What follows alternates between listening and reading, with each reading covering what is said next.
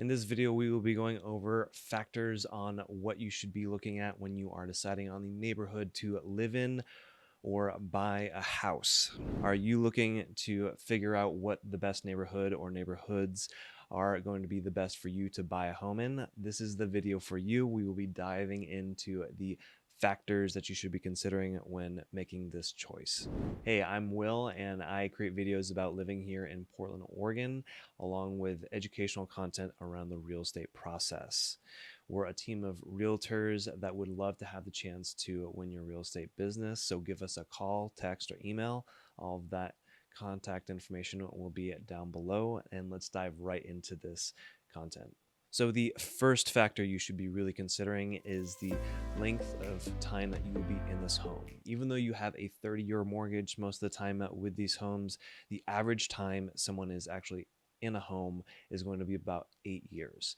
So if you're looking at that 5 to 10 year time span, make sure that this neighborhood is going to be a good fit for you during that time frame.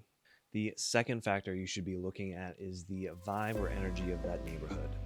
Things that you'll be looking at would be the walkability, the entertainment options, the restaurants, things of that nature. So for example, if you are looking for a place where you can go and hang out with a lot of friends or be really close to central areas where you can meet at restaurants and things of that nature, or walk to those restaurants, going into the east side of Portland, maybe in the Hawthorne area, might be a fantastic place for you to go.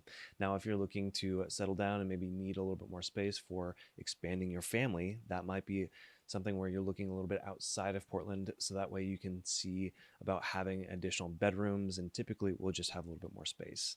These are good things to consider when looking at the energy of the neighborhood, and also it would be a good idea for you to go and take a look at it, see if people are walking around, see what people are doing when you are going into these neighborhoods. The third factor you should be looking at is assessing your commute. Now, if you are having to travel from the other side of the river, from Gresham all the way to Hillsborough for your job, that's about an hour and a half one way, and basically up to 3 hours of your day gone. This is going to have a major impact on your daily life and satisfaction. You'll definitely be able to read a bunch of audiobooks or podcasts, but may not be the funnest thing after a long period of time. So it's a good idea to take a look at that and use Google Maps to figure out how long that commute's going to be. On top of that, during the search process, you can talk to your agent about having the drive time from certain locations be a certain amount. So it's a good idea to take this factor into consideration. If you found any of this content helpful for your home search, it would be wonderful if you could hit that like and subscribe button.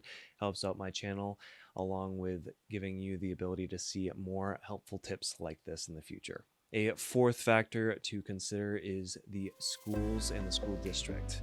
You can always use greatschools.org in order to take a look at the ratings for schools, but it's a good idea to take a look at these because when families are looking to move, they will be looking at schools and the quality of the schools when they are moving. So it's a good idea when you're looking to sell the place, and it will add value later down the line.